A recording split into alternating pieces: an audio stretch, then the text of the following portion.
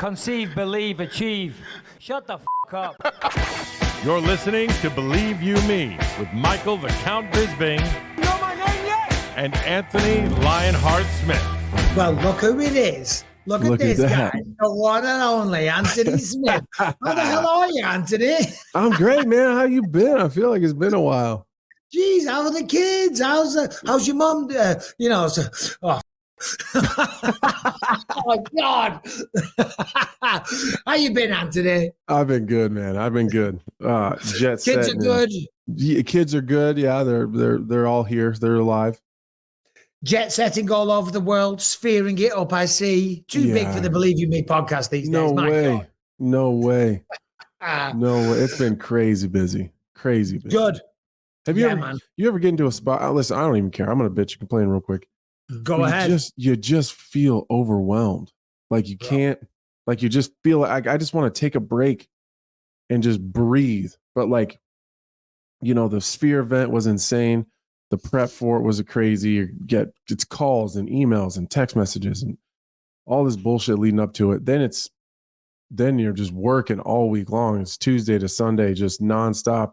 And then Monday happens, and then everyone wants to start talking about the next thing. Well, no, it's not even that yet. Like Monday morning, then it's everybody wants to talk about all right, well, we did this. We should have done this. We could have been better here. We did this really well. I don't want to talk about it anymore. And then right into the afternoon, it's like, all right, we're on to Salt Lake City. Holy shit. Well. Go for the top, Anthony. My God, there's people out there working properly for a living, grinding away, grafting away, hating life, punching in at the crack of dawn. Me too. No, I'm with you, buddy. I've got a crazy couple of months coming up, but I'm blessed. Right, I'm lucky. I'm lucky. Yeah, it's good. Now, enough of that. Enough bitching. It hasn't been on for weeks. It starts the show with a good little woe is me story. Jesus, Anthony, come on, bro. You're a lucky man. The Sphere. Speaking of lucky men, or lucky people, I watched it at home. It was fantastic. UFC 306, of course, is what I'm talking about. The Sphere was the star of the show, but you were in the building. It looked great at home. How good did it look actually in person? I've never been in a situation where I was truly speechless because I always got something to say. And when we first walked in on Friday, they were doing some of the rehearsals, and you had to. You can't have your phones out. You got to sign all this weird stuff because they're doing this big reveal on Saturday and they don't want to ruin it, which totally understand. So when I walked in, I couldn't believe what I was looking at. I couldn't believe it. It was hard to understand that human beings can create stuff like this. It didn't seem real. And this was before there was any fans. This is just some of the packages that they were playing during it.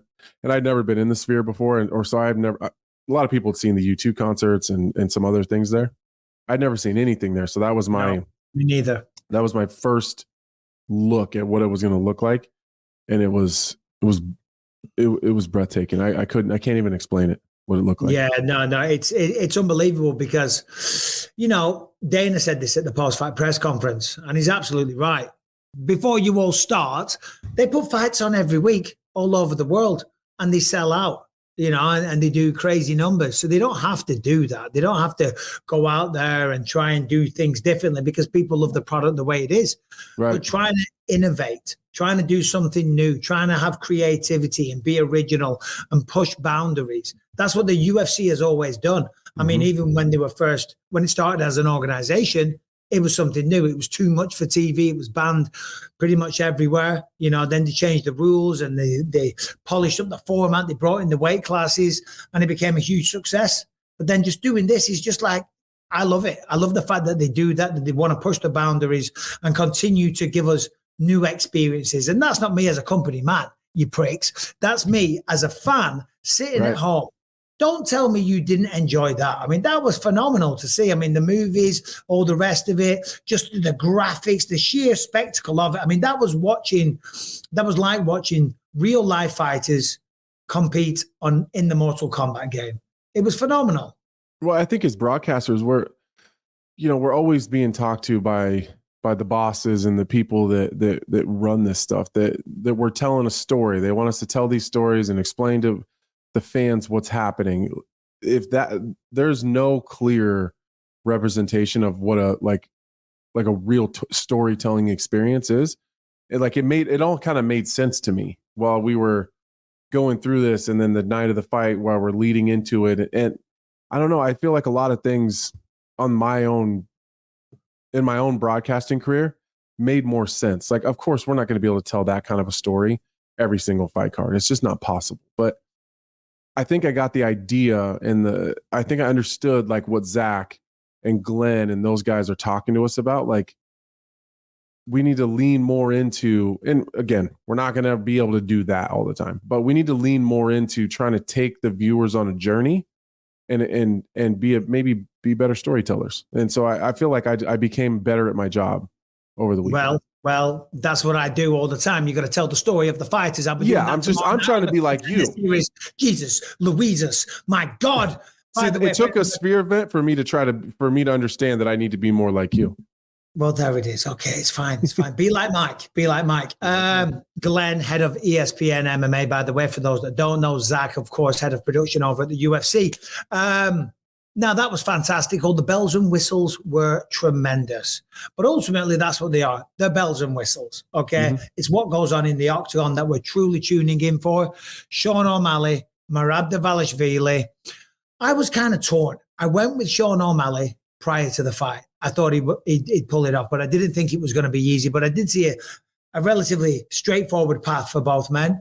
We all know what happened. Merab was phenomenal. He really was. The way that he was constantly in perpetual motion, moving the whole time, more so than any other of Sean O'Malley's opponents. The problem with him moving so much is that how can Sean corral him up against the fence? How can he use the striking? How can he use the reach, the speed, the better technical prowess that he has? If Merab's just moving the whole time, and the only time he's not moving is when he's throwing unorthodox head kicks or launching you through the air with singles or blast doubles, and to keep up that pace, that momentum for 5 rounds, it shows once again the cardio brilliance of Merab Dvalishvili. I thought he was going to, I thought he was going to go in with the regular game plan that he does every single time. And I think it's unfair to say that he did end up doing that. He changed a few little things. He was better timed on his takedowns. He wasn't spamming them as often as he did before. He shot a lot and he was putting the pressure on a lot. But I mean, there'd be times he's shooting 10, 12 times in a round.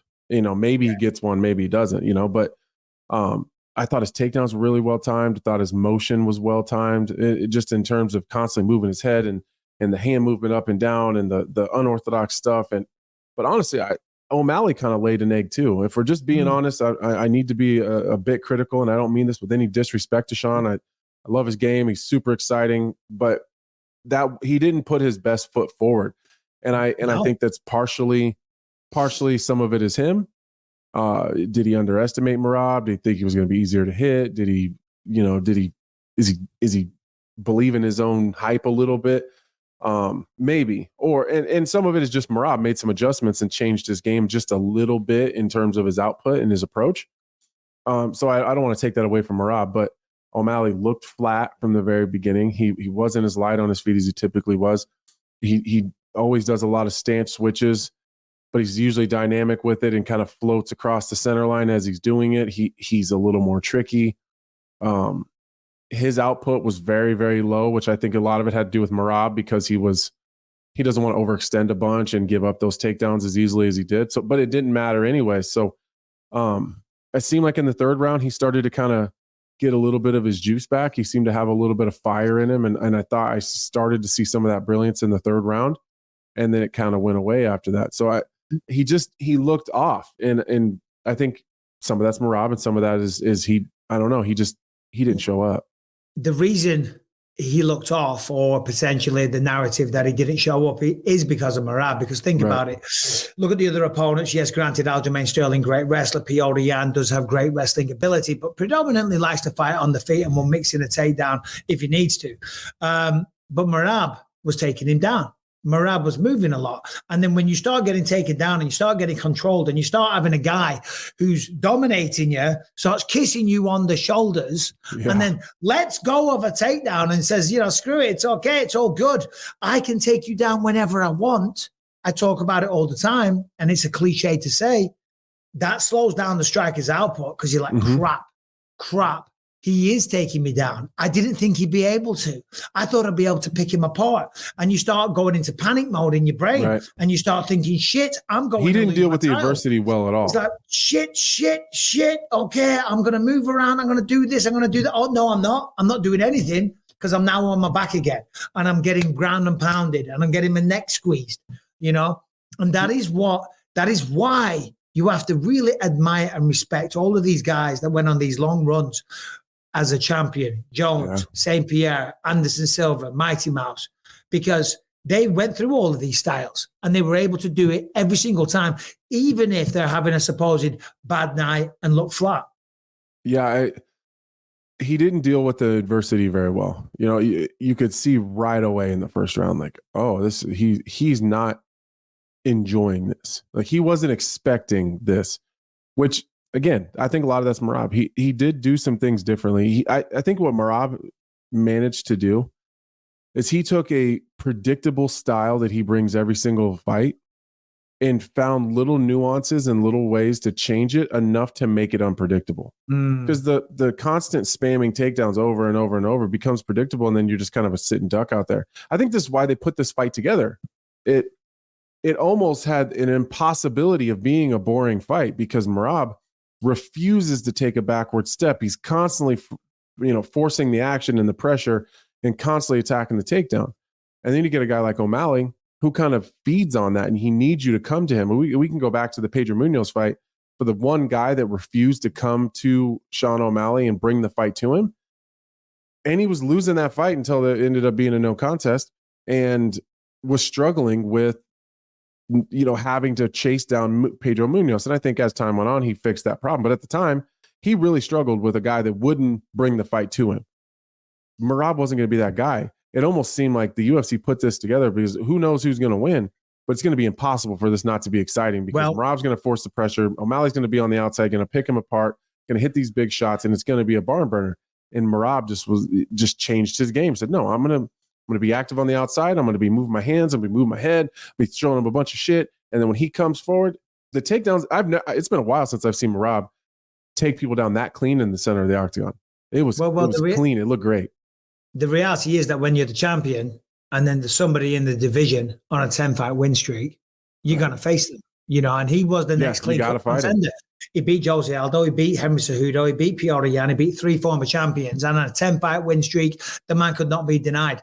It is what it is. He went out there, he beat him soundly. There was absolutely no argument. The only argument I had, and let's talk about some of the shenanigans of Merab, because, not only did he win, and we all like Sean. I think Sean's great for the sport. I love talking to him. I love his personality, and I still think he's an amazing fighter. He's a great striker. He definitely has some work to do in the takedown defense area. However, Merab not only was dominating the fight, he was dominating it psychologically. Right from the start. That was a bit crazy with Tim Welsh when he was like, excessive coaching. Have you ever seen Herb Dean, by the way, was getting involved way too much for my money. I ain't talking shit about Herb. I am. I will. I'm going to. Okay. And this is, again, I know Herb's going to see this because he's so involved in the sport. He sees everything. It's not a personal attack. Anytime I see Herb, we shake hands. It's a, hey, how are you? Hope things are well. Like, I need to preface that. Like, this is not personal. Just on that note, though, real quick, I know the same thing. I walk into the Apex every week or wherever it is, and they do watch this shit, and they do take it personal as human beings, and they do pull you to one side and say, "Hey, can we just talk about that?" I'm like, which I appreciate. We're going live in 5 minutes. I'll stop. I'll stop and say, I am going live in 5 minutes. I'm like, bro, I can't. Yeah, I'll make sure. 32 fighters that I've got to know. I've got to look at my notes. But anyway, I got more time than you got. Yeah, I got more time than you got. But I welcome those conversations. Because this isn't a personal thing. This is me speaking from a person who spent my entire adult life inside of that octagon on the other side of what you're doing. So it affects me very seriously, and it has for almost 20 years. So I do have a strong opinion about it, and it's not personal. I think Herb's a great guy. I've actually, spent a little bit of time around him in some social situations. Lovely man. Enjoyed every moment. But he found himself in a weird, funky position because I'm sure behind the scenes you got guys complaining about Tim Welsh coaching the other person, and there's a lot of beef there and a lot of problems. So if Merab wants to spend his time in the octagon when he should be fighting Sean O'Malley, talking to the other coaches, that should be on him. That's his business. Him. Yeah. And although Tim Welsh talking to Merab is maybe a dirtbag move, I don't believe that it should be illegal. Because if I can kick you in the face, why can't he talk to you? Be a man and ignore it. Just playing devil's avocado, it could be maybe it's some weird kind of code like some of the coaches use. It might sound like I'm talking to Merab, but I'm really talking to Sean. They don't know that. This is the game. That's how football is. They're all on the sidelines doing all this weird shit all the time because they're hiding their signs. Hide your signs. I'm a cornerman. Words are going to come out of my mouth. They're both going to hear them. Okay. Right. Yes. That's a great point. It's a great point. Telling him to work. Yeah. When he's in a dominant position and he's clearly working, it was a bit much, it was fast. It was fast. And I, the whole fight, I'm hearing Herb talk back to Tim Welsh. Ignore him. What are you doing? Pay attention to the fight, bro. Ignore Tim Welsh. He's like, you're coaching me now. Let me worry. Stop. Have those conversations in between rounds. But during it, now you're taken away from the broadcast because now I can hear you talking to the other coach and I'm not paying attention here. Tim Welsh constant does work involved, though. He does. He does rub people the wrong way. I like it, but he rubs. I don't mind him either. He rubs people up the wrong way. I think it's hilarious. It added to the broadcast. Speaking of Herb Dean, real quick, he's in social settings. I hung out with him after a fought. I think it was Jorge Rivera or Vanderlei Silva in Australia, Sydney. An old buddy of mine, Damien, me, my dad, after my fight, and Herb Dean. Absolutely hammered. And in the end, Herb Dean had to bail. He's like, this is a bit much. I'm just going on. But he's like, oh, yeah. Mike, great hanging out with you, getting to know your father, but I'm out of it. So, look, listen, we can't all get it perfect every single time. No, and he was in a tough spot. It's a weird fight. It was a weird start to a weird fight. So I don't want to be too tough on him. But the biggest thing, I was disappointed with the constant forcing of the action. Rob's just fought this guy hard for 25 minutes. He's trying to hold on to a world title. If he wants to circle for 5 minutes, that's on Sean O'Malley. I'm not saying if you go through an entire fight, if we're in the third round and you got one guy that won't engage, then we can start to force the action. But instead of just saying it while it's happening, if you got a really big problem with it, then stop it, talk to him real quick, say, hey, we got to fight here. There's nothing happening. Because there is a rule, it's timidity. You got to engage. He just spent 20 minutes doing nothing but engaging. And he was engaging in the fifth round as well. He was being a little bit more cautious. There was a little bit more movement. Shit, wouldn't you? You only win with a title. That's an easy win.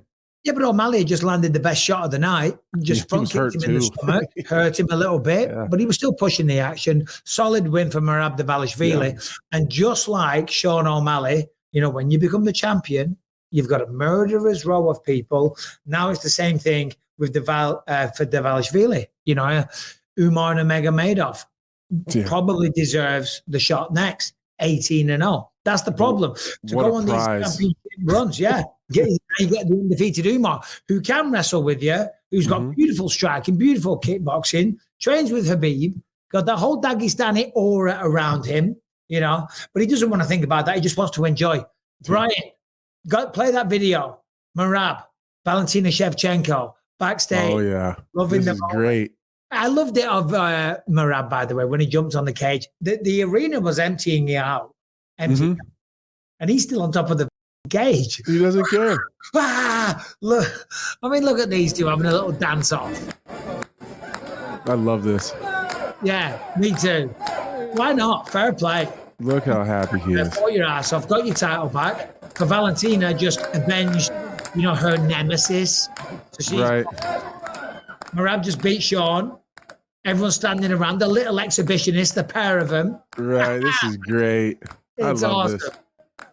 It makes me miss it.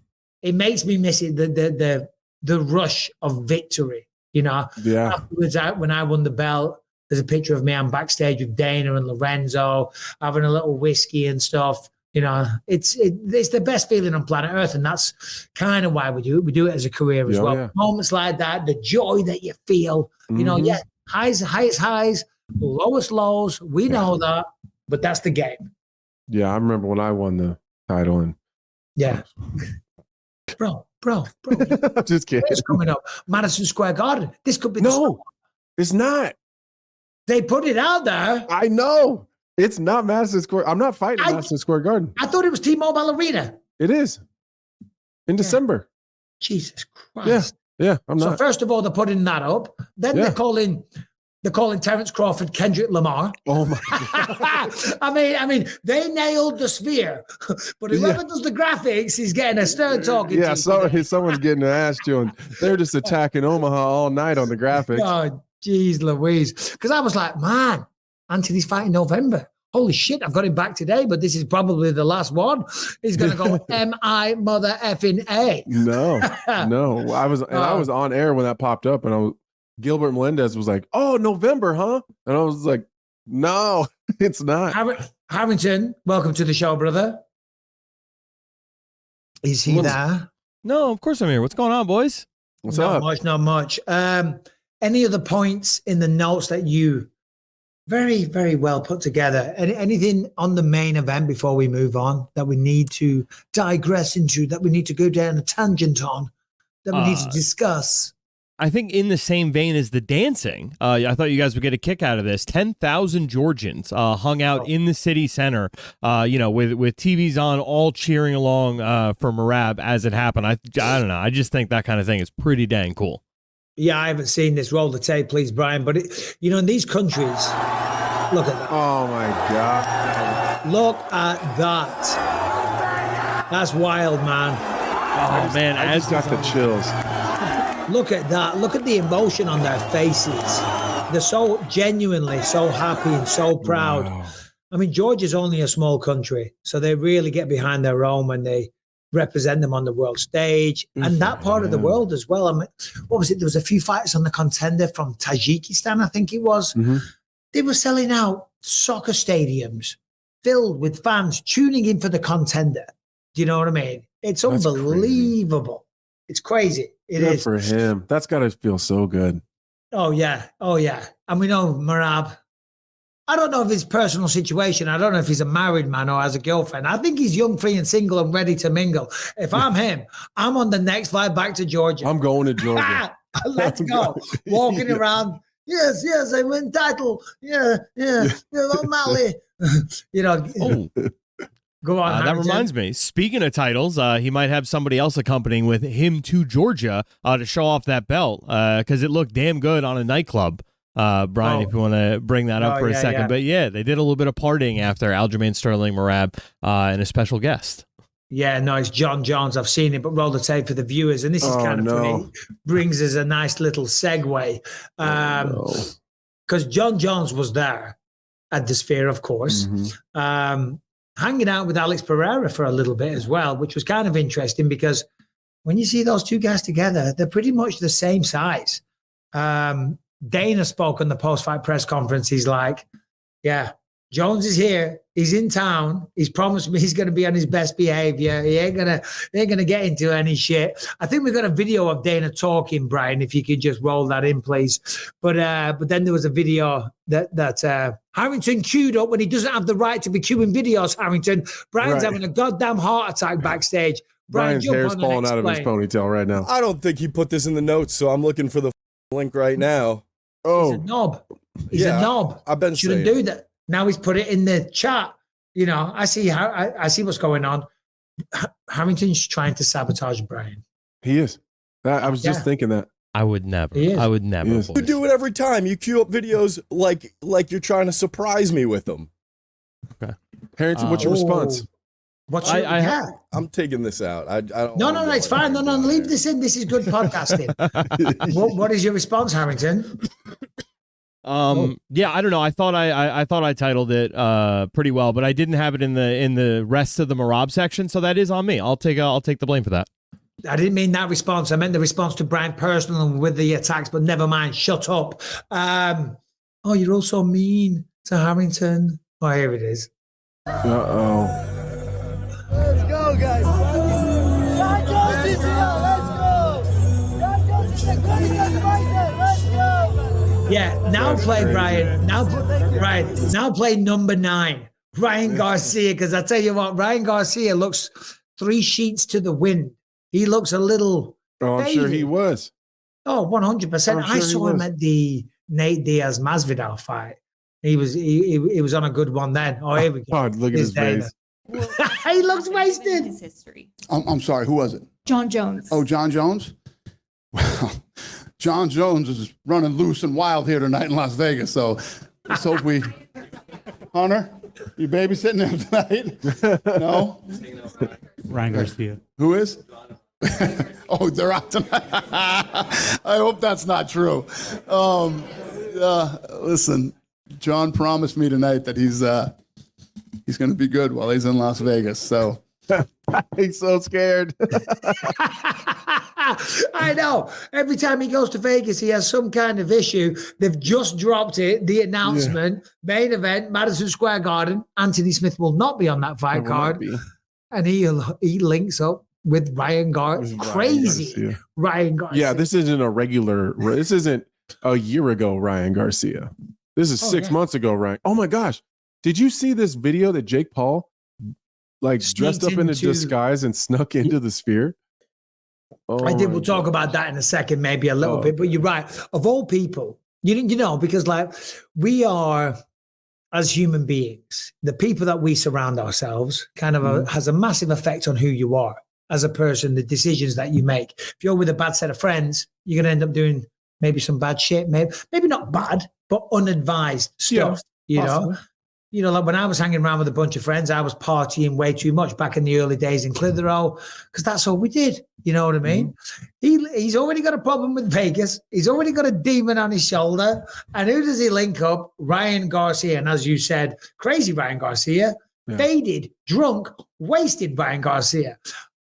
I guarantee there were some little people following along the night with the phones.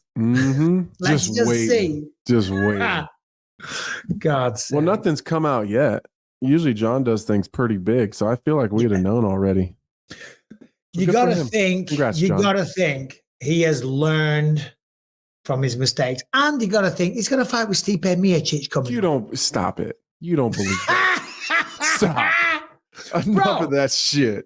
He is. It's a dice roll at best that he made it out. Yeah. We did it this time. 8 out of 10 times, he's probably okay. There's always that 20% chance. Because, what are we in now? It's September, middle of September, couple of weeks left. October, November. So we've got 2 months. We've got 2 months to the fight. He's probably looking at this as the last hurrah, the last showdown before camp really starts. Yeah, which is dangerous. That's the most dangerous one, but that's the most dangerous. You know how this goes. It usually ends up the worst on the last hurrah. Yeah. Especially when you're Jon Jones and you've got the money and you've got the fame and you've got the wealth and you've got the ability to be, ushered about and given the VIP access and walking through the back door and questionable all the decision-making skills. All the temptations along the way and money to do whatever you want. And Ryan Garcia going, hey! Wow! Ryan Garcia going in his pockets and coming out with shit all the time. On top of all the other people that are in his circle, Right. But 8 weeks is fine. 8 weeks is fine. Oh, yeah, I'm not worried about that. I'm not worried about that. No, he's fine. Passion, drive, and patience. The formula for winning championships is also what keeps your ride or die alive. eBay Motors has everything you need to maintain your vehicle and level it up to peak performance. Superchargers, roof racks, exhaust kits, LED headlights, and more. Whether you're into speed, power, or style, eBay Motors has you covered. With over 122 million parts for your number one ride or die, you'll always find exactly what you're looking for. And With eBay Guaranteed Fit, your part is guaranteed to fit your ride every time or your money back. Because with eBay Motors, you're burning rubber, not cash. With all the parts you need at the prices you want, it's easy to make your car the MVP and bring home huge wins. Keep your ride or die alive at ebaymotors.com. Eligible items only. Exclusions apply. But speaking of November, Michael Chandler versus Charles Oliveira. Let's go. Yeah, let's go.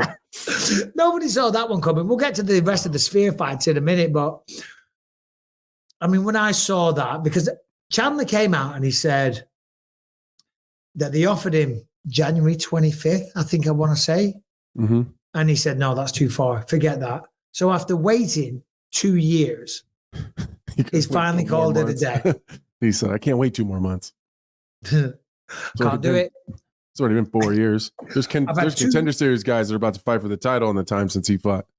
Yeah, you're right. From November to January, it's 2 months. It's 2 months. Yeah, it's not. Do you know what I mean? I think he's just lost all faith and confidence. McGregor's having a field day. You know, we talk about it all the time. He's out there dancing. He's pouring shots. He's downing shots. You know, he's like, they didn't know I'd never had any plan to fight him. Yeah, well, fair play, Chandler. Hey, yeah, look up against Oliveira because it's a very, very tough fight. Mm-hmm. Okay, co-main event. Let's be honest. Valentina Shevchenko did what she needed to do.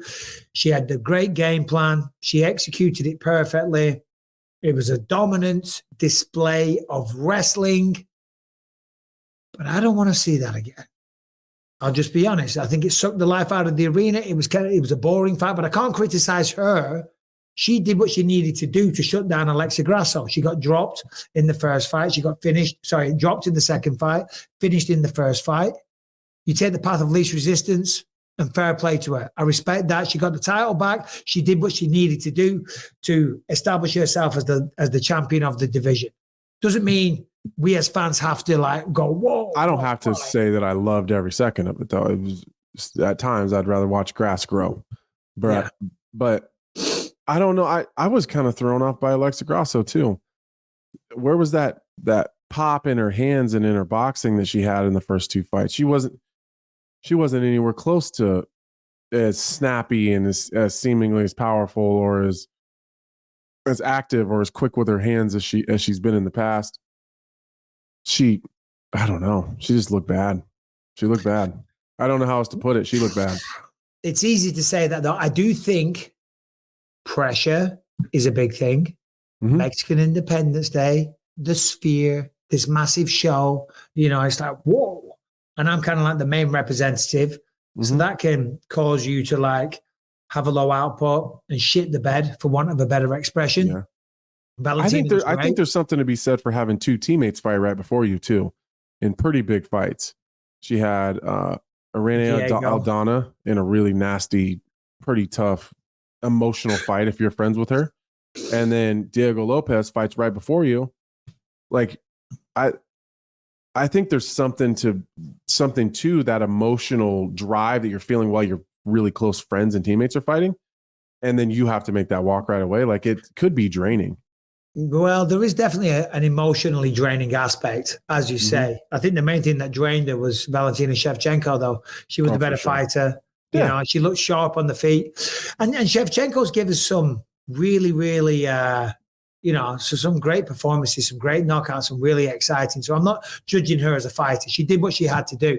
But what she had to do wasn't the best display. Who was it? I was trying to think of the name. Who was that? It was the female fighter that fought Valentina. She got knocked out with the head kick. Here we go. She was doing that chant. Jessica I.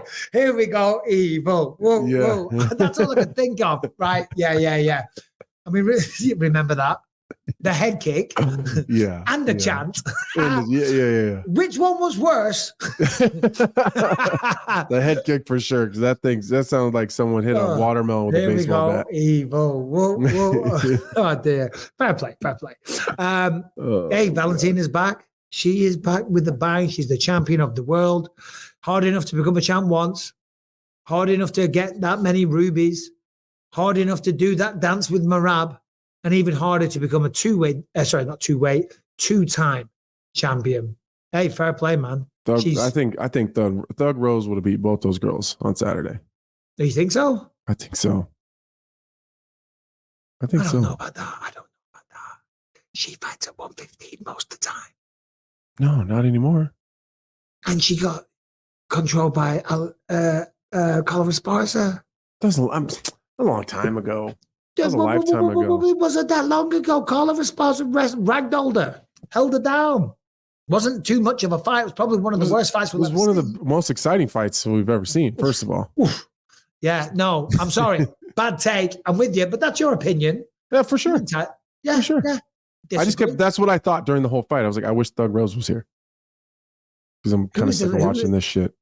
Yeah. Amanda Nunes is sitting at home going, well done to Valentina. I mean, could you get any cooler? She's so cool. All the languages she spoke? Yeah. English, Spanish, Russian, Thai. That's crazy. Thai. Yeah. That's crazy. Kapung kap. Sawadee kap. Ting tong means crazy. I got to go ting tong a lot when I was there. Ting tong? Ting tong. Oh, that's ting tong. Anytime I came down to the hotel reception, oh, ting tong, ting tong. Crazy white guys here with the skinhead. Oh, ting tong. I was crazy back then. Yeah, she's too cool. Yeah, well done. Well done to her. It's amazing. She's a great person as well. What was before that? It was fight of the night, maybe Esteban Ribovics, Daniel Zellhuber. Won't spend too much time on these. Unreal combination from Ribovics. Yeah, he just 415 punch combo. Yeah, that was crazy. Yeah, the arena was going absolutely berserk too. I thought generally, we don't have to get into every single one, but generally up until the co-main, I thought all the fights were absolutely spectacular. They were all really good. There wasn't a shit ton of finishes. But, from the O'Day Osborne fight where, he dropped that kid and then had him in a triangle for like 2 minutes and then got out. And then Brian Ortega fight started pretty crazy. The Zellhuber fight was nuts. I thought generally the Mexican fighting spirit was running deep through that entire card. No. There wasn't as many finishes, but most of those situations in any other time end in a finish. O'Day Osborne gets a finish. Diego Lopez gets a finish. That Zellhuber fight probably ends in a finish at some point. But these guys just weren't going away on Saturday. Oh yeah, we're going to talk about Diego Lopez as well. We'll do that in a second. But you're right. The fights, other than the co-main, which was a bit of a snoozer, okay, but she did what she had to do. I thought the fights were all very, very good, very, very entertaining. There wasn't many finishes, right? You can't guarantee that, but the finishes are what you really need to blow the roof off the place to wow, cause those viral moments. Have Joe Rogan, John Ack in DC going, ah, right? You know what I mean? But you can't guarantee that. But as you said, O'Day Osborne almost had it in the first round. Yeah, Diego Lopez almost had it in the first round against Brian Ortega. He was just so hell-bent on beating him at his own game. I was sitting there at home going, what are you doing? Why are you not calling him back? Bring him to his feet. Your feet. What are you doing? It was crazy. It's crazy. And he kept, what he was doing? It kept bothering me. He kept grabbing and touching his throat. Like, what are you doing? Quit doing that. It's distracting. I'm the one who just had neck surgery. Stop it. What do you do? Stop.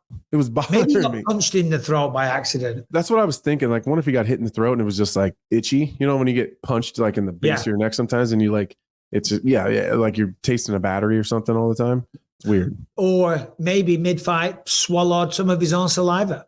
If you ever do that, it's so annoying. Yeah, or maybe I had a hair because he's got long hair. So I wondered. At first I thought he was trying to get his hair off his neck. But he might have swallowed one of his own hairs. I fought a guy with long hair one time, and I took a deep breath and breathed in a big chunk of his hair. And the whole time I was scraping at my tongue. It was gross. An old training partner of mine used to sweat the worst, and he'd be on top of me in guard and sweat into my mouth.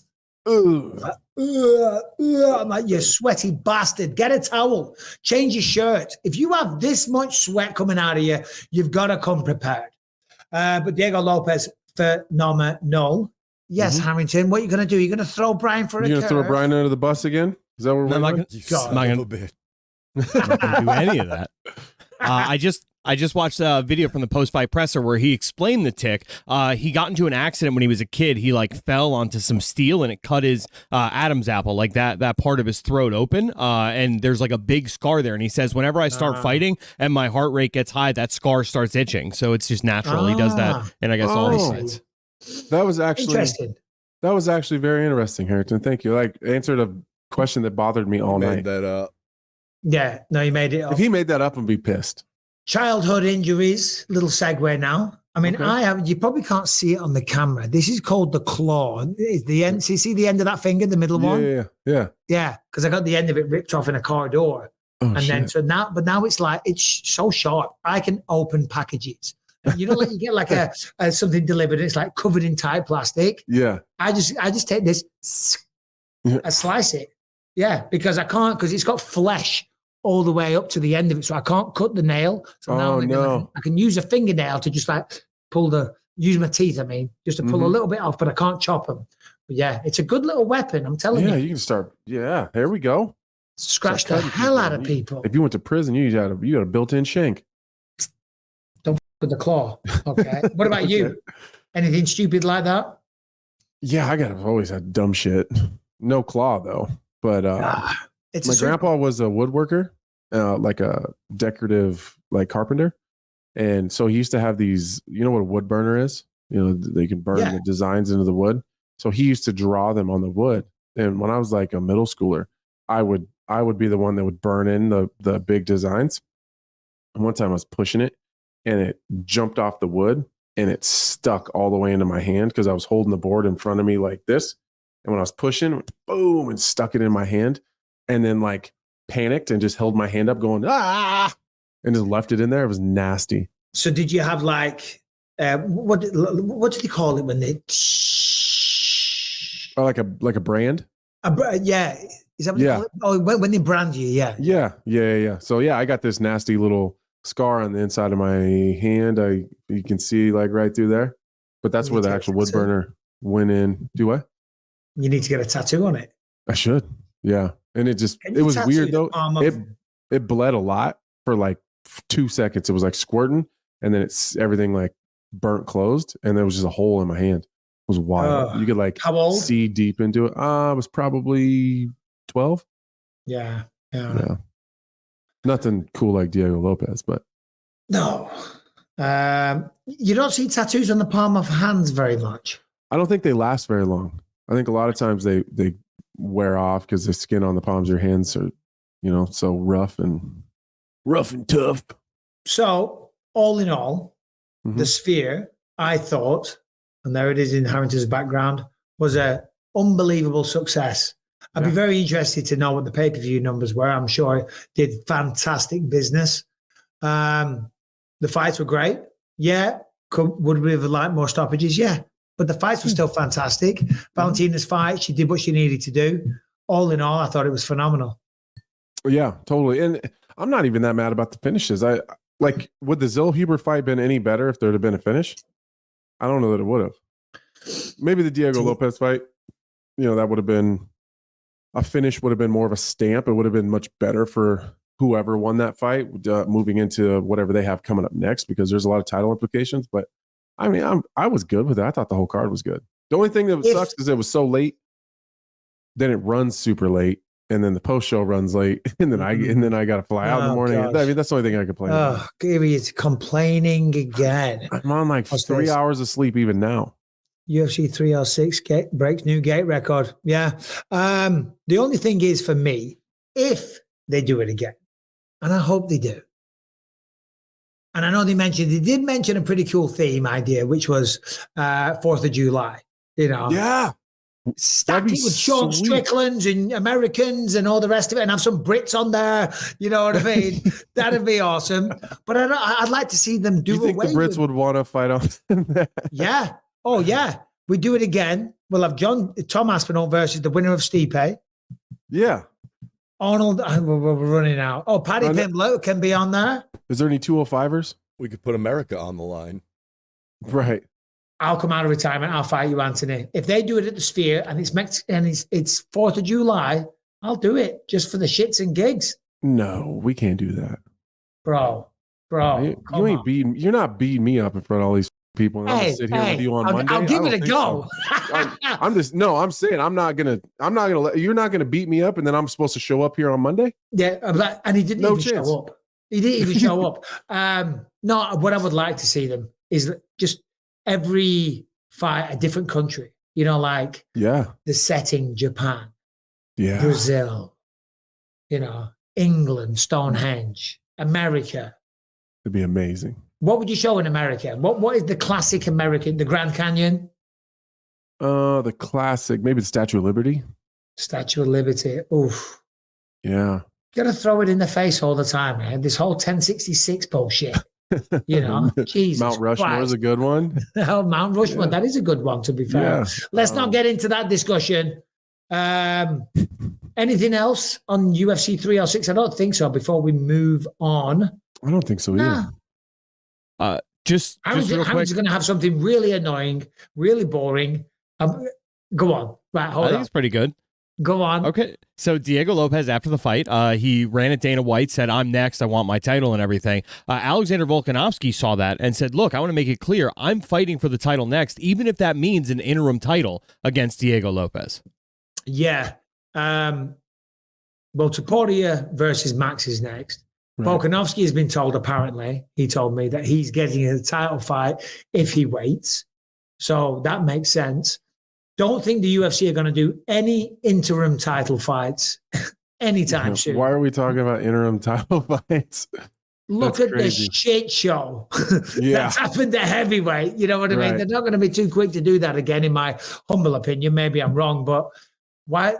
Max Holloway is fighting Ilya in October. Yeah. Why are we even talking about interims? It's weird. I mean, I don't like it. Folks, I don't like it. No. I don't like interim titles anyway. Full stop, period. All right, this episode is sponsored by Shopify, which basically you need in your life if you are a businessman, if you're an entrepreneur, if you're selling anything, or you even have an idea. Nobody does selling better than Shopify. They are the home of the #1 checkout on the planet. You want to get online, typically you got to find a website designer, then you got to speak to the bank. It's very complicated. It's a very complicated process, but with Shopify, it simplifies it so easy. You will be up and running, accepting all major payment methods very, very quickly, and you'll be maximizing your sales. And the not so secret with ShopPay that boosts conversions up to 50%, by the way, meaning way less carts going abandoned and way more sales going on. So if you're into growing your business, your commerce platform better be ready to sell wherever your customers are scrolling or strolling, on the web, in your store, on their feed, and everywhere in between. Businesses that sell more sell with Shopify. Basically, this is going to get you online. It's going to be very, very cheap. You can sign up right now for $1 per month for a trial period. That's a crazy offer. Get online, maximize your selling, and do it right now for a trial period of $1 per month. If you've got a business and you're not checking this out, at least you're absolutely crazy. Shopify.com/believe to upgrade your selling today. Sign up for $1 per month. Get online, have a website, accept every major payment method, get customer service support, do the best job possible in selling to the masses. Shopify.com/believe. Sign up for $1 per month. Trial period. Oh, real quick, we never talked about what's next for these guys. So Merab's the champ.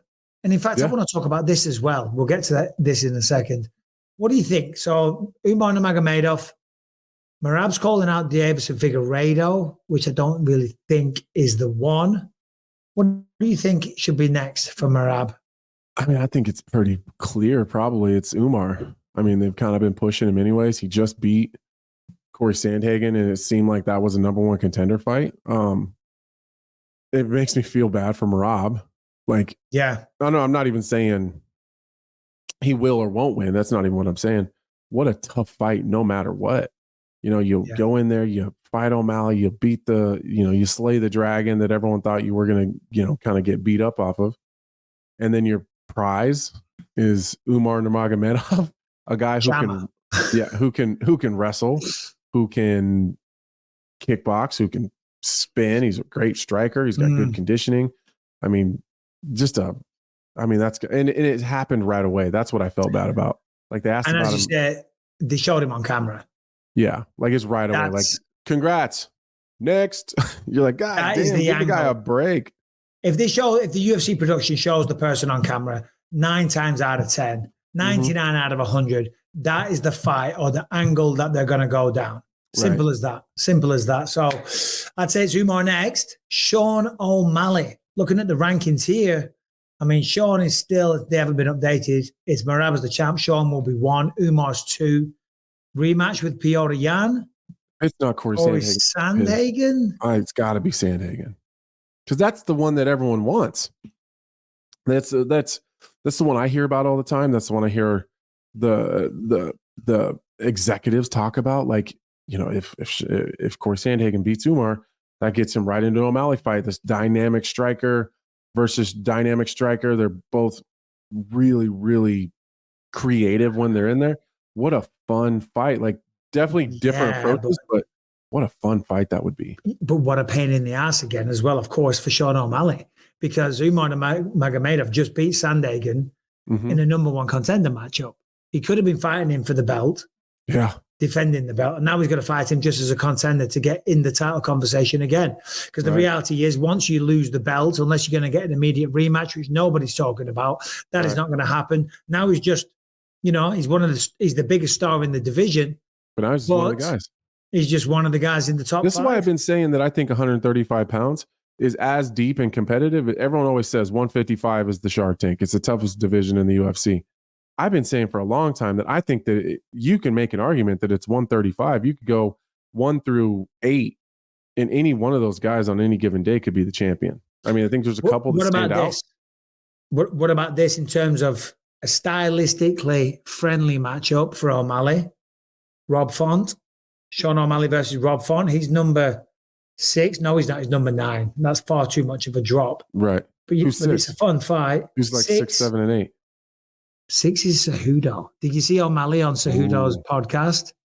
Yeah, I did. That was hilarious. He went on just to say, Usman, you're a legend. And how'd you let Merab take you down or something? How'd you let Merab take you down? Those words came back to bite him in the ass.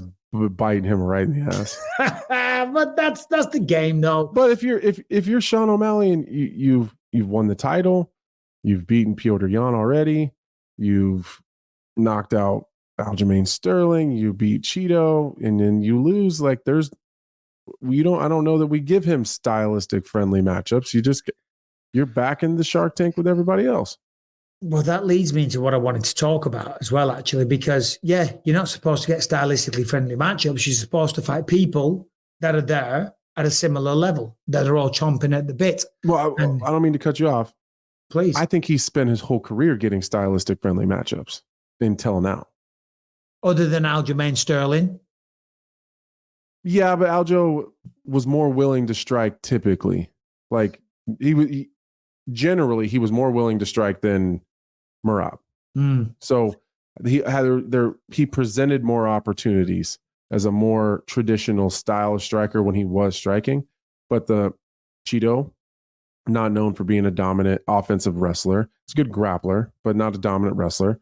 Pereira and Jon will wrestle at times when he has to, but primarily a striker. And then you continue to go back. It's mostly strikers. Chris Matinho, who was the other guy, the older dude. Pedro Munoz. Who's a grappler, but not really known to be a dominant. Who's the guy wrestler. that he knocked out with the funky mustache? Eddie Wineland? Eddie Wineland, the ghost of Eddie Wineland. And this kind of leads me into what I wanted to talk about. It was the ghost of Eddie. Yeah. A lot of people online are criticizing Saturday night because of the main and the co-main event. We saw a lot of wrestling. People are saying, oh, look at this. The UFC is being overtaken now by wrestlers. It's getting boring and all the rest of it. And it's an interesting conversation because, Merab went out there and I saw some memes and some posts on Twitter, people saying Bilal just went out there and dominated Leon. Merab did it to Sean. The pair of them, Harrington, you have the stats. The pair of them combined have only got 4 finishes in the UFC. So they're criticizing the sport, but it's not their fault. it's up to the strikers or the fighters, the mixed martial artists, to have a well-rounded enough game to be able to stop those attacks. It's the way the sport has always been. Yeah, I don't think that's a fair criticism. I think it's our sport goes in these trends, and we get into different seasons, and we're in and out, and you'll have a time where it's kind of dominant. This is, if you just generally look at our sport and you look at our game, you'll start to see trends that happen. We get into the leg kicking thing, and then they kind of move to calf kicks, and then all you see is nothing but calf kicks, and then it kind of goes away because people figure it out. And we get into those kind of trends a lot. And then we get into these wrestling trends where wrestlers are dominating generally, and then strikers are, then now they have to start figuring, all right, we got to deal with these wrestling exchanges. We got to deal with these wrestlers. Everyone's getting really wrestling heavy. And then you find yourself with a bunch of strikers with great takedown defense. Izzy was kind of into that trend where a lot of the strikers were starting to be very, very good at defending takedowns. And then the wrestlers start to become better strikers. And then now we're back into this wrestling. It's just how the game goes. Yes. No, it's up and down. It started off with jiu-jitsu.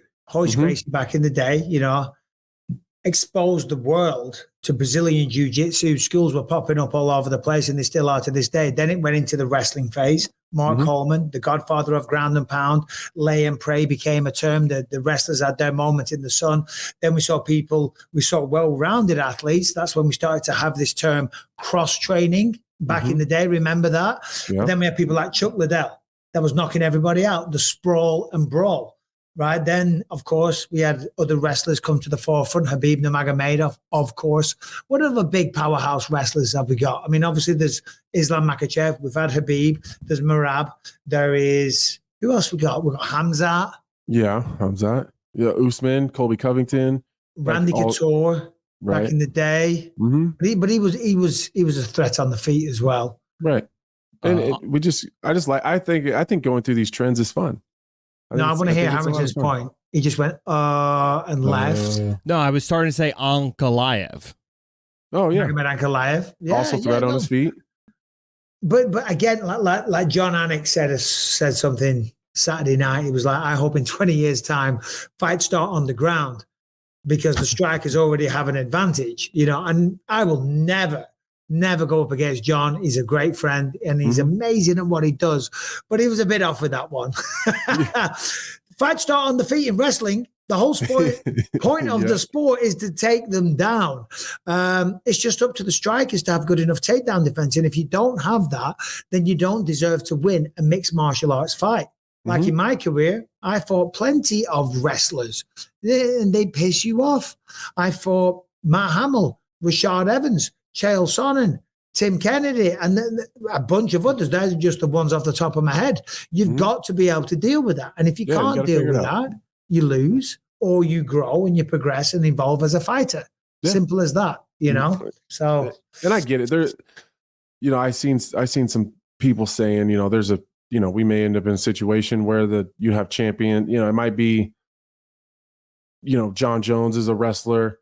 Magomed Ankalaev could end up at being the champion at some point in time, and then work your way down, and it could maybe Hamzat ends up winning a title, and then at 170 you got Bilal, and at 55 you have Islam, and at 45 there's a chance that there's a bunch of wrestlers that are going to hold the title, and that's just how the game goes. It's a big part of the game. It's as simple people as will that. figure it out, and they'll start taking them. Jon Jones is a great example. I didn't even mention him. College wrestler. Before we switched over to mixed martial arts, heavyweight champ. Magomed could be light heavyweight champ. Middleweight. Who we got at middle? Hamzat could be there. I think you just did this, but I'm doing it again. 170. I got stuck at 45. 55. We got Islam. Merab. He's 35. What's 45? Topuria. He's got a very, very. Yeah. But Aljo is a dominant wrestler? No. But Topuria started with Greco-Roman wrestling. Right. 35, we've got Merab. 25, Alejandro Pantoja. He's bringing it back for the old school jiu-jitsu guys. Right. Let's go. Listen.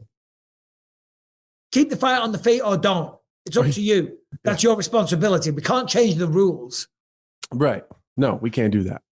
I would. It would be better for me, but we can't do that. Same here. If you start on the ground, that's called a jiu-jitsu match. Yeah, I don't mind those. Yeah.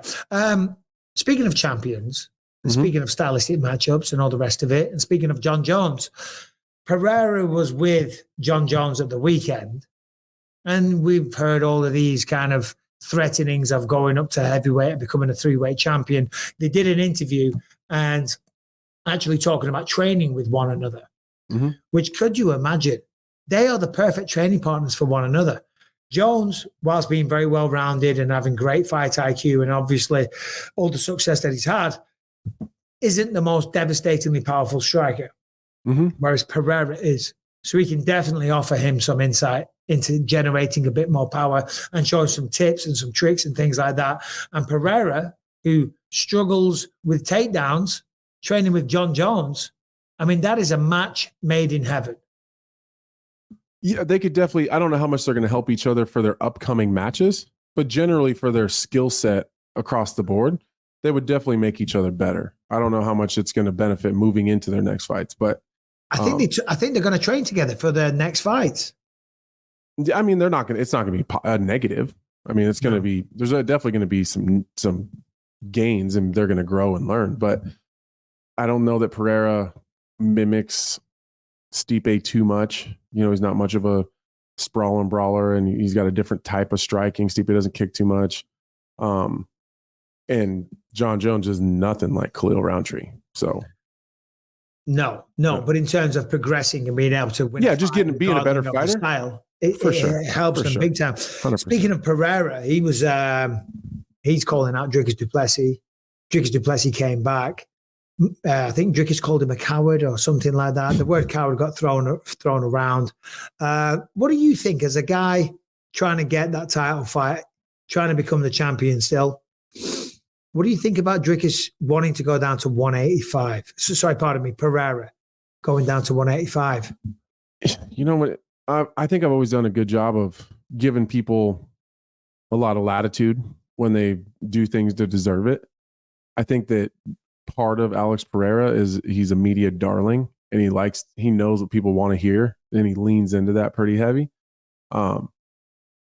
I just got a tough time seeing that man at 185 pounds again. It seems unreal and doesn't seem like it's even possible. So I don't take it very seriously because I don't know that he can make it. Well, Dana took it seriously. Dana was all about it and said that he loved it, but I'm with you. I mean, not taking away from Israel, is he? Not taking away. But that's why he knocked him out. Because he has to kill himself. The man's gigantic. So he has to kill himself to make 185. What, is he going to go back down to 185 to fight Dricus? If Izzy can knock him out, has the power to, then Dricus has as well. But does it not annoy you that the champion's not defending? Yeah, for sure. But he is defending. I mean, he's about to. He's pretty active. I mean, he fought Yuri, he fought Jamal. He's fighting again. It's like his third fight this year. So no. I know. It's kind of hard to if you let him say whatever he wants. I don't think he's going to 185 pounds, and he's about to have his third title defense in a year. So he's doing his thing, stacking the pain. And then he's going to fight DDP, and he's going to go to heavyweight and try to fight John. He's all over the place. Do you think? I don't think he would fight John or Tom or Stipe. I don't know. Certainly when they train together, the water gets a little muddy. All right. It's that time of the show. Okay. Harrington's choice for non-MMA subject. Okay. All right. Front runners. Go on. I think this one's. I can see them. Let's ask Anthony. The front runners amongst all the nonsense that he put in there, Anthony. In my opinion, there's 5, but it's 1 or 5. 5, the UK has banned fast food companies from advertising before 9 p.m. at night to try and dissuade children, to targeting children in their ads to try and combat the obesity problem that they have in the country. Or Donald Trump getting a second assassination attempt on his life at the weekend. Anthony Lionheart Smith. It's been a while. The choice is yours, brother. Tell me about them trying to trying to take out your mans. Hold on a second. Go ahead, tell me about it, Harrington. So yeah, the Secret Service spotted this guy, at Trump Golf Course. Apparently, he had a weapon and was getting his sights ready. As far as I understand it, the shots that were fired at the golf course was Secret Service engaging with the person, making the attempt. The person is in custody, and is in he's being held in federal custody right now. Did they completely miss? I don't know. Must have done. They didn't miss the first assassinator. What is That's happening? Damn sure. Oh God, that's the guy. Has he got boobs? he does not skip peg day. That's for damn sure. One of the What other. is happening in our world, Michael? What is going on? Well, so they went on ahead at the golf course. Apparently, this is what the news said. And the Secret Service are always like to the next hole, double checking it. And they saw him in the bushes, in the undergrowth, And if you're Donald Trump, it's getting pretty scary. You can't even golf around a golf at your own golf course. Yeah, it's your own golf course, right? Imagine that. I did 2 see months, 2 assassination attempts. One of them almost blew your bloody ear off. Are we surprised though? No. Brian, don't you dare step out. On. You got the good one. Let's go. You want to hear some of the craziness surrounding this? Yeah. Oh, I do. So that guy and the first guy who took shots, both were in BlackRock commercials. BlackRock, the investment firm that runs the whole world. They were both in BlackRock commercials. So what are the odds there? And also the internet really has it out for this guy. They think that he was a CIA agent. His social media is super weird. He's always out in Ukraine talking about I just signed up 300 civilians to go. He's doing CIA shit, whether or not he's in it. He's doing wacky spook shit, and then he's also just a strange it all looks like coded messages. So and, bot shit. It's weird. So let me ask you on that, Brian, because if that is factual, and I'm sure that it is, that they both work for BlackRock, what is the deeper point there? Well, okay. Well, these are guys. I'm genuinely curious. Yeah. So it gets a little muddy and super dark here, but these are the guys who are trying to make the new world order, change the order of society. Is it's the people with all the money at the top that are deciding what you like and what you get to see and what your guys are eating and all that shit. It's the actual rulers of the world. Okay, I have a question. Yeah. Because the question always is, with even the first one, is this a lone wolf scenario or is this some sort of conspiracy, some larger conspiracy, right? That's always the question. Yeah. I don't think we won't ever know. But do you think that Donald Trump knows? Yeah. That's a good question. I think he knows. Does he know, if it is a conspiracy, you believe if they're saying this is an inside job, this is the BlackRock people, this is whoever. Yeah. He knows. Not to mention, isn't Israel, not Israel, the whole country after him. Yeah, there's a couple of world leaders that would rather him not take power again. And once again, the internet has a consensus on this, which is because this whole globalist new world order agenda is counter to the America First movement. So if Donald Trump gets in and he does all this America First shit, that's going to take us out of the world order and all of our money and all that everything else that we provide. So it stops the plan. How does he sleep at night? Yeah, well, hold on, Brian. Stay on.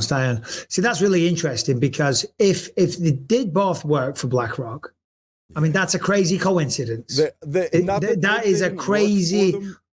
But they were in commercials for them. Okay. So they were involved in some way, shape, or form. Yeah, but think about the probability of that. 2 guys that are going to try and assassinate Donald Trump. They both get caught. Yeah. And they were both in BlackRock commercials. I'm not making a statement of any type or in any way, shape, or form. Sure. But that's a crazy coincidence. What are the chances? It really is. Because my take was going to be this. And again, I'm not criticizing your guns. I'm not doing that. But in a country that has more guns than people, and with Donald Trump being one of the most polarizing people on the planet, half of the people love him and worship him, right? And the other half think he's the devil. And then everyone's got guns, right? Don't be surprised that someone's going to go out there and use one of those. That was before I heard what you just had to say, Brian. Yeah, there's a lot of muddy waters around it right now, but it really does smell weird. It smells like a 3-letter agency for sure. Well, the good news is that he was unsuccessful, first and foremost. That's the main thing, because it's absolutely insane. It doesn't matter what side you're on. We don't need assassination attempts on political figures. It doesn't matter what, you can be on either side of the aisle and agree with that. We probably shouldn't be assassinating candidates. And it's crazy because generally the Democratic side is supposed to be the peaceful side. Mm-hmm. You know what I mean? But they get triggered. I've seen a lot of videos where they don't like what they're seeing and what they're hearing. Ah! You've seen that meme. It's a woman with a beanie. Yeah, so she's screaming. We've seen her with the crazy eyes. Man. Oh, shit. Yeah, it's not good. Oh, my gosh. Right, well, he's okay. Big D. He's still popping. And I keep pissing everyone off. I keep going, because I just think it's so funny how triggering Donald Trump. Oh, there it is. Oh, God. I keep telling, even after the first one, I was like, oh my God, they shot my dad. And then like yesterday, I was like, I think they tried to shoot my dad again. People get so pissed when I call Donald Trump my dad. I don't know why. Brian, put that woman on again. Because that woman there, she's at some rally somewhere and she's getting all worked up and screaming and being an activist or whatever, probably over bullshit. And she's forever talked about. And she probably sees her own face. You know, when she just like opens up her phone, she's pulling that face every day of the week. Is there a video to that, Brian? Oh, there is. I'll find it. I want to see that. I love hearing it. Oh, I've never heard it. I've just seen her face with like words. It's good. What is she screaming about? I have no. It's just noise. Yeah, I think it's Trump being sworn in as president. Let me just get past. Oh God, I had no idea. That's hilarious. Yeah. Just guys, for the most part, just live your life. Don't get too worked up about it because you got a short time on this planet. You're not going to be able to change anything. These people in power, you have no say anyways. You got no say. Don't worry about it. Let's have a listen. President of the United States, President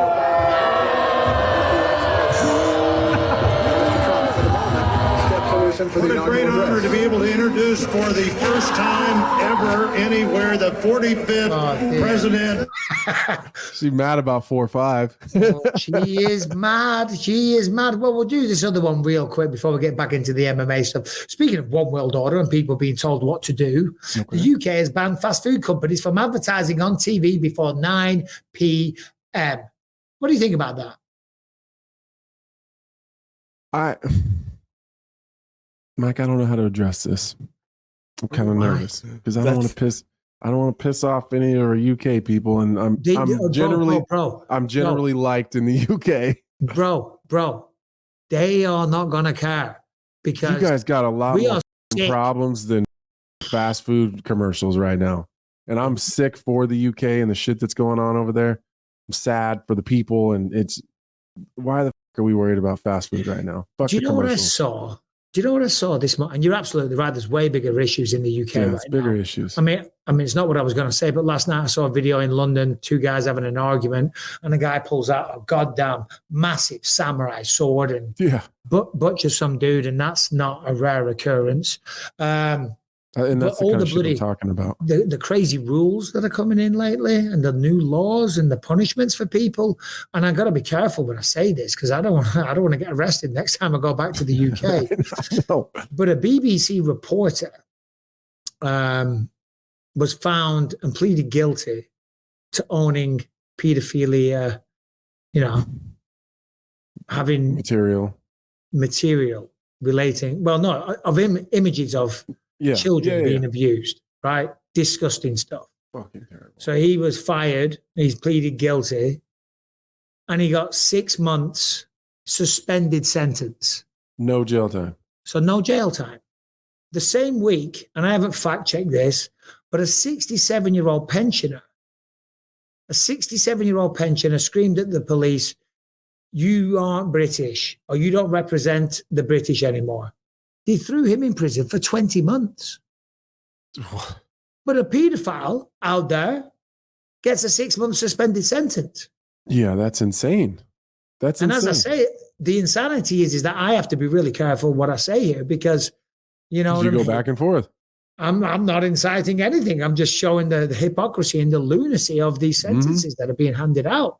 So crack on, bro. You give your verdict about the Burger King commercials getting yanked off the TV. Yeah, I mean, I think the commercials it's hard to even talk about the commercials because it seems silly. Yeah, okay. Do we need to address the obesity epidemic? Yeah, probably. But I mean, you're not removing the restaurants before 9 p.m. Like maybe the commercials, but like kids aren't. Do kids watch TV? Like I don't even know if kids watch TV. My kids don't watch TV. They got phones and shit. Point. They got phones and shit. Like my son or my children do not watch TV. No. At the very, very most, my older two will stream some shows. Yeah. But they ain't watching TV. There's no Burger King commercials on Netflix. Nobody has cable. I can't even tell you the last time I had cable TV. I don't even know. By the way, it won't work. No.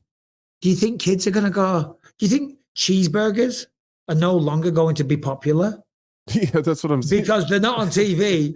Every restaurant you walk still in, you drive see a by McDonald's, you see a Wendy, you see a Burger King, you see a Five Guys, whatever the case may be. Mm-hmm.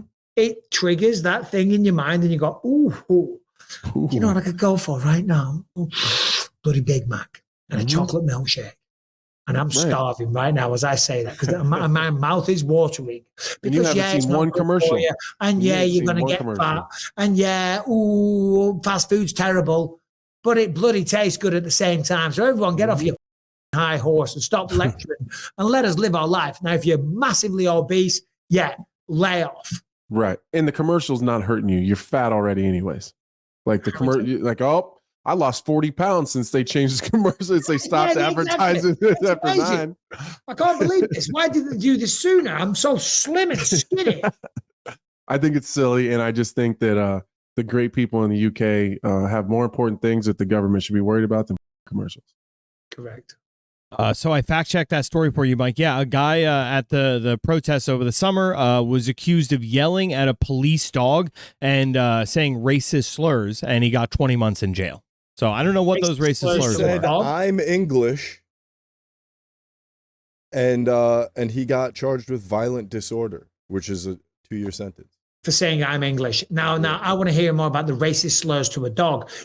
Listen, and this is serious. If that was a German Shepherd and he called him a border collie, I fully endorse this sentence. He should have got more time. That's racism. Chihuahuas are not. They are not Labradors. How do you call racist comments to a dog? I don't know. This is crazy. We got dumb shit over here too, so let's not pretend like there's not a bunch of dumb shit here too. But it's right now the UK is just getting it. This is just my opinion on it, but I bet you the cop was a migrant or a immigrant, maybe from a different nationality. You gotta be careful. I'm just saying. But getting kicked off YouTube and getting arrested. No, I'm not saying any bad words. I know. I felt like I'm just saying maybe that's why they charged him with violence because they said, "Oh, you're being racist because he said I'm British and you're not." And how are you a cop? No, it's getting to the point. Though it's getting to the point where you can't even like discuss racism. Do you know what I mean? It's like, don't even talk about that. Don't even give an opinion because your opinion is racist.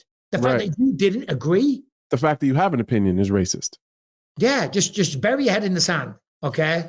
Pretend it's not happening. I'm hot. Jeez, it's bullshit, man. It's bullshit. I'm hot as well. It's hot here. We all went for the hoodies today. Yeah, I know.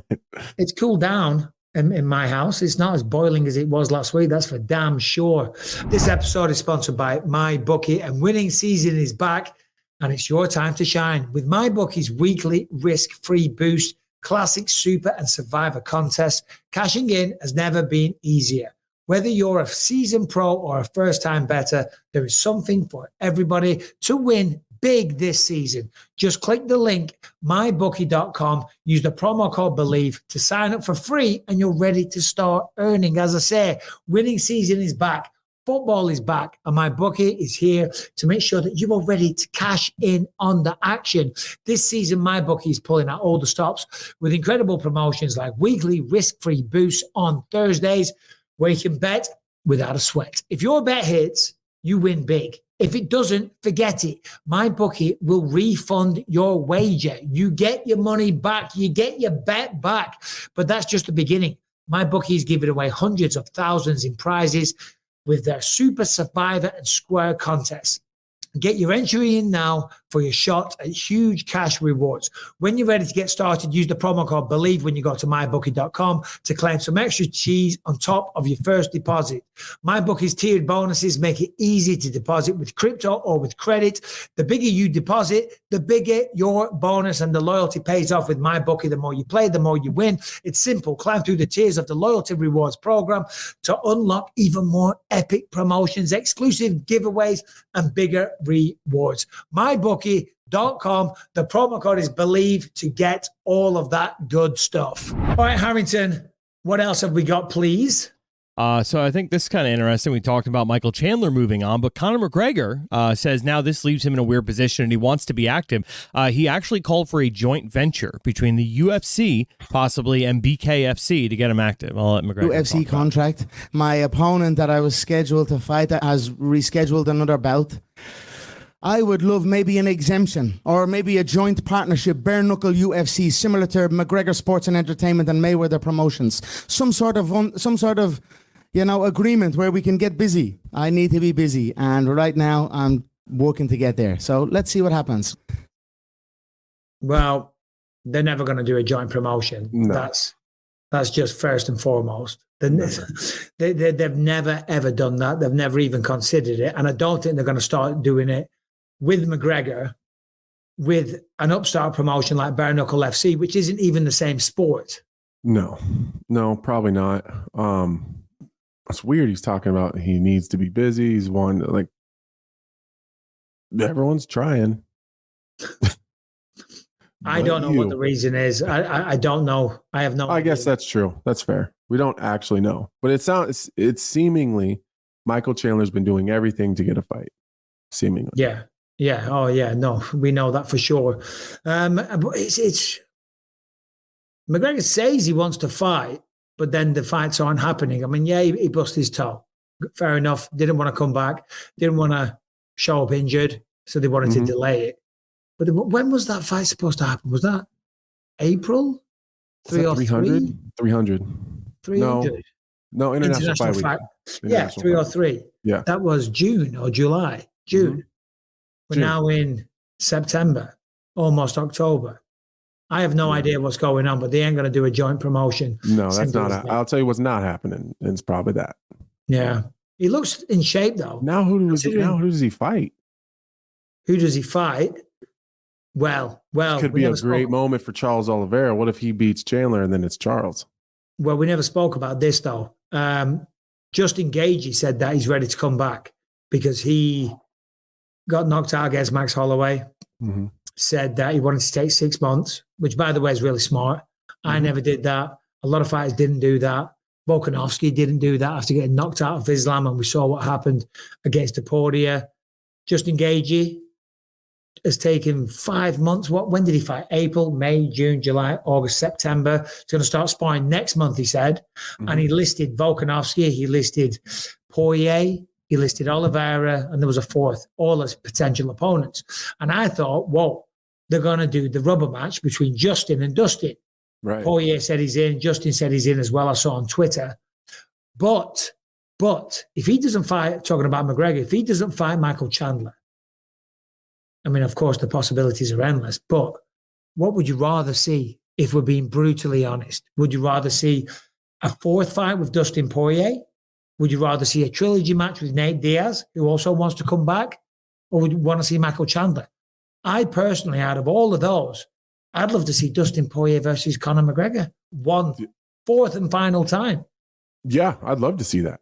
I would love to see that. But now I'm like, I think I'd rather see Conor versus Gaethje. Oh, that's the thing. Any of them. I'll take it. I'll take any of them. But a Dustin Conor fight, that sounds like a lot of fun too. What was your quickest turnaround from having a bad defeat?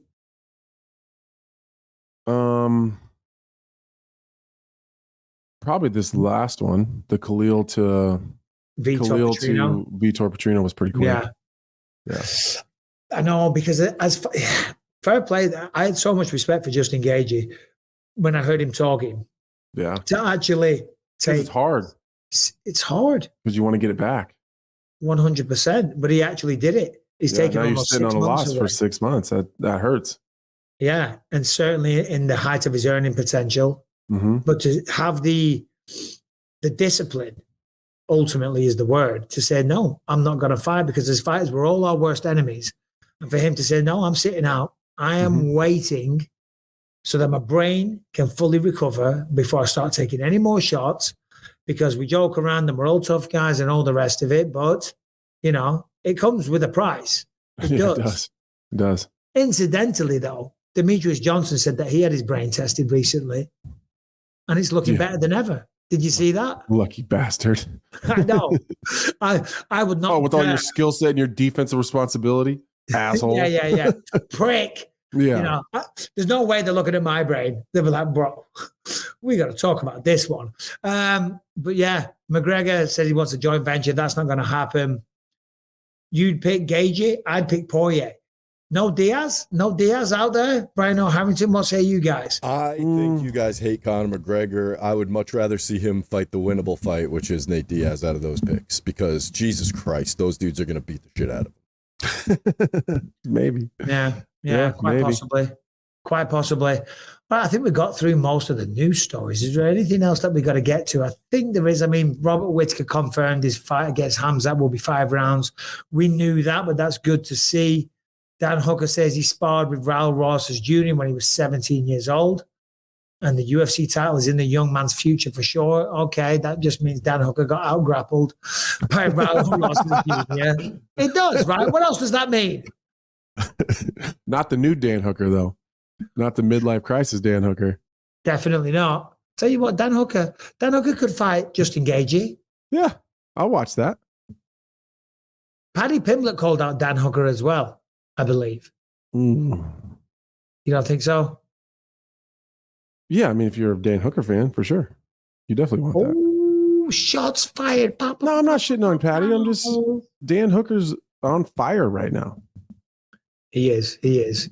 All right, Harrington, give us a non-MMA story, please. All right. Well, I hate to bring down the tone of the show, guys, but there was a passing of a legendary member of a famous Motown family, Tito Jackson, younger brother of Michael. Brother of Michael and Janet Jackson, passed away yesterday at 70 years old. Tito. Yes. When I saw Tito, I thought you were talking about Tito Ortiz, but Jesus Christ, Tito Jackson passed away. Look, it's sad. It's sad. But it's not. I didn't know there was a Tito Jackson. It's not a sad day. Listen, anytime someone dies, it's really sad, Harry. It is. But we're not going to be lighting a candle tonight for Tito Jackson. That's no offense to all the Motown guys out there. It's funny that you bring up Tito Jackson, though. I did think of Tito Ortiz, and we'll get to that in a minute. But Michael Jackson, we were discussing Michael Jackson in the Thai restaurant I went to last night. Because they were singing, there was some Michael Jackson playing on the radio. Heal the world, make it a better place. Rebecca's like, oh, I like this song. And we My got wife talking about loves Michael Jackson. I know. And you know what we got Michael Jackson. talking about, don't you? Him touching kids? Well, yeah. Because I was like, well, because Callum and his girlfriend started talking about it and all the rest of it. And I was like, well, I don't know if we should necessarily be celebrating Michael Jackson. Great artist. No, there's a deep, dark rabbit hole about all this that maybe Michael Jackson isn't as guilty as the media would have him seem. But I don't think that this is good for air because no. I think two things can be true at the same time. Because I love some Michael Jackson music. Man in the Mirror, Billie Jean. I love some Michael Jackson. I also will get down with some R. Kelly. Controversial. The music. I love. Listen, they're both pieces of shit. But they also put out some bangers. Not according to Rebecca. Rebecca's a big Michael Jackson fan. Wacko Jacko, whatever you want. I'm waiting for my wife to walk in here right now screaming at me for talking about She's like, hold on a minute. None of that was ever proved. I'm like, Rebecca, he had children sleeping in his bed. And she said, well, Macaulay Culkin said that he used to sleep in his bed and he never did anything. Oh, so the one, he didn't like that one. And I said, all Macaulay Culkin is saying is he wasn't attractive enough for Michael Jackson. They were pressing charges and it went to court. Mm-hmm. And she goes, yeah. And he paid them off. And I went, well, exactly. And she goes, yeah, but think about it. If you got the money that Michael Jackson has, and I know this is old news, but he just mentioned Tito Jackson. I've got nothing to say on Tito Jackson. Neither. Anthony, can you defend this though? Do you have your passport? Did you get your shots? Girl, would you like to come back with Rob to America?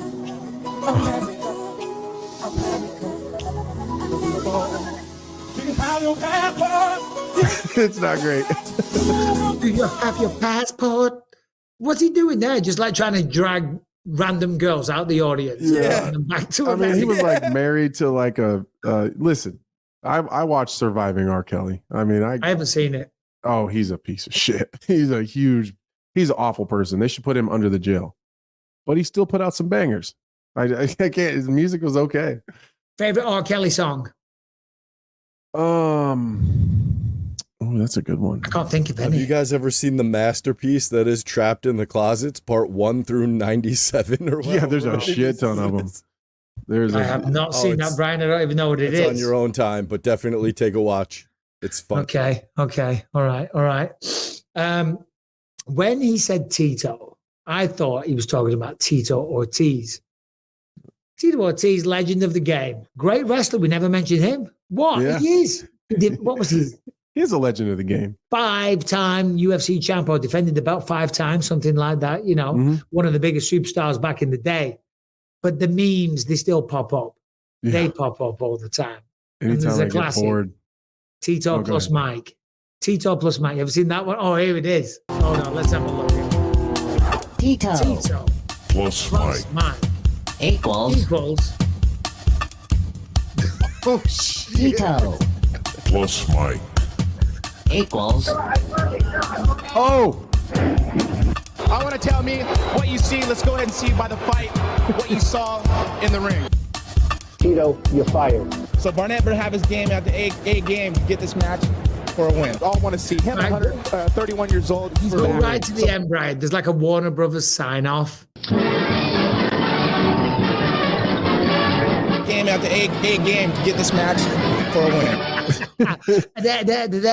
That's all, folks. Oh, you know what? One of my favorite pastimes was when Tito was on that Huntington Beach commission or whatever for the city, and they used to live stream them every week. I never missed one. I knew all the business going on in Huntington Beach for whatever reason because I could not get enough of listening to Tito talk. He was a council member. There was a couple of young kids that used to troll it as well. Hey, like, dude, like, I forget what a couple of young kids. They were skateboarders. Yeah, you know what I'm talking about. Yeah. Oh, I heard all of them. Trolled the shit out of it. It was hilarious. Oh God.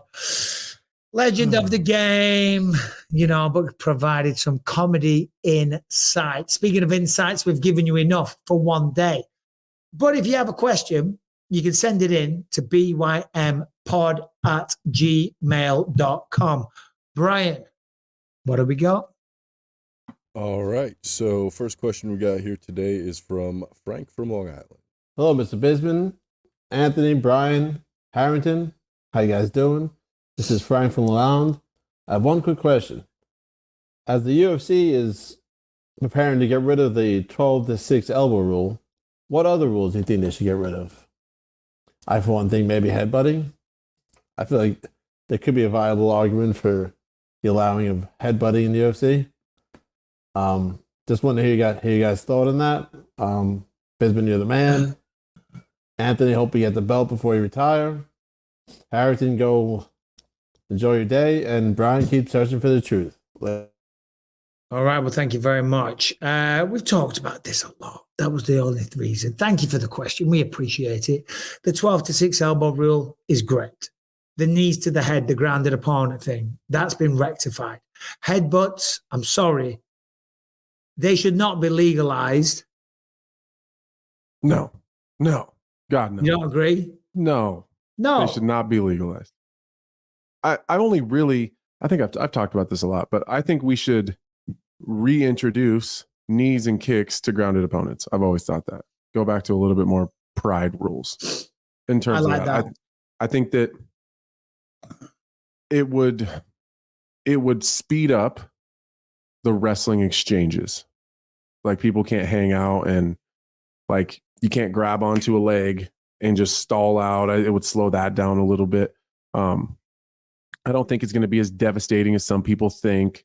But how many times do you see one guy laying on his back, the other guy, kicking at the legs, and like, it's going to get rid of all that stuff. It would speed up some of the transitional stuff.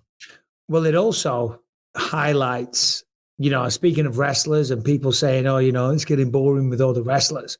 If a wrestler gets you down and they get side control, if you go back and watch some highlights from Pride, right, there was a lot of stoppages from side control because they could generate their hips up in the air and drive down with really powerful knees. So that would it'd really make it dangerous for the person underneath, or even for the person on top. I got split open. I was going to Kimura somebody once. I was in side control about to Kimura them, and with their legs free, just went poof, boom, and kneed me right in the face. Right. And if you can knee on your feet, why can't you knee on the ground? I like that. I like that a lot. Yeah, that's the one I got. That's the only one I've always had. The soccer kicks might be a tough pill to swallow, in terms of. But think about all the soccer kick highlights you've seen. Oh, they're great. They're great. But it's the same 4 kicks over the entire span of Pride for the most part. Maybe we keep the stomps out. Stomps are aesthetically really hard to handle for the general public. But even the kicks, I mean, you go back to Vanderlei on Rampage, a couple Crow Cop ones, and I can't really think of too many off the top of my head. But speaking of aesthetically pleasing, seeing Vanderlei Silva or Shogun Hua jump up in the air and come down and throw that big stomp, that's so aesthetically pleasing. You know what I mean? Yeah. But you get a guy like with his head up against the fence, and the other dude's got a hold of the fence, and he's stuck. Oh, yeah. They just give it one. The jumping ones are good. The jumping ones are good, but those ones are like if you drop someone and they're not quite out. Oh, they're bad. They're bad. Yeah, they're good though. They are. If you're sick. Yeah, that's the ones I would add in. Do you know what rule I'd want to see abolished? Excessive coaching. Get rid of the excessive coaching. Yeah, we got to get rid of that one for sure.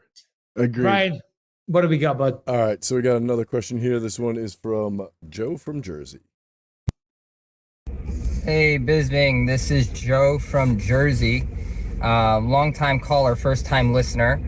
I'm listening to your podcast with Bilal Muhammad, and during the interview, you said you used to order room service and have Jocko eat it, and you would instruct them on how to eat it. That's hilarious. Funniest shit I've heard all week. Do you have any other stories like that? Any other weird superstitions you have, or any other just like weird rituals you would have before fights? Because that's hilarious. Yeah, let me know. Well, thanks for the question. I was saying to Bilal when I was cutting weight, my buddy Jacko, I used to get him to order room service what I wanted, and to get a bit of the steak and get a bit of that on it, or dip it in the sauce, and tell him what dessert to get, and just live vicariously through him. So other things like that. I mean, when it comes to cutting weight, this used to always annoy me. And I don't know about you. You're cutting weight. It's a miserable time, right? I'm dying pretty much. You know, the medical term is like, I'm dying. Slowly. Yeah. Slowly but surely, but definitely on my way to death. And everyone in the room would be like dead serious and quiet. You know, and they're all like walking on eggshells. After a funeral. Yeah. And I'd be like, guys, just be normal. Just be normal. Stop it. And they were like, well, hold on a minute. If we're making too much noise, you're like, guys, have a bit of respect. And when we're too quiet, you're like, be normal, make noise. But I'm like, guys, please, I can't have this tension in the room. Can you please, for the love of God, just break the silence. Just bust balls, talk shit, tell me to shut up. Do you know what I mean? Fortunately, Jason Perillo was not one to do that. I was thinking pre-Perillo, some of the old teammates, I'd hear them whispering. I'm like, guys, I can hear you. Just be yourself. What about you? Nothing too crazy. I'm very similar to you though. It's got to be fun. I can't do I don't need to be having fun, but I want to watch you have fun. Like, let me be shitty, but you guys have fun. So I actually like it. Like my last weight cut, Dustin Jacoby was in town, and I could tell on the phone when he called, he was hammered, and I was like, "Oh, you got to come to my room." So like I'm in this big bathtub cutting weight. I'm miserable. This really sucks. And then there's Dustin stumbling and mumbling all over my hotel. I just need like some entertainment. So that's I'm just trying to I just want to watch everyone else have fun. Like, don't talk to me. Leave me alone. Tell me how much time I got left in here, and then like give me towels and shit when I get out. But don't with me. But you guys all have fun, and I want to watch it. Yeah, of course. My easiest weight cut, Brady Fink. It was when I fought Rockhold for the belt, took it on very short notice, easiest weight cut ever. And he did something that we implemented going forward, and my wife hates it. He was giving me a foot massage. He was giving me a foot massage, right? He's the foot master, okay? There was nothing in it. But like he was giving me a little bit of massage on my calf muscles because I've been running a lot, you know. And I was like, oh, well, why are you doing that? Just go down on the feet. Why not? And it just takes your mind off it. You know, when you let down, you're like, a nice little foot massage, and it just made the time go by so quick. Well, so going forward, that's what my wife's doing. Yeah, well, it wasn't my wife. It was my I'm going to make my wife. I'm going to make my wife. My make you jiu-jitsu coach. No way. I ain't that big ass gorilla. No way. He ain't touching my feet. We'll be back next week with more stories about foot masseuses and stuff like that. In fact, no, we won't. We'll be back on Thursday. Thanks for watching. Make sure you subscribe to the channel. See you soon.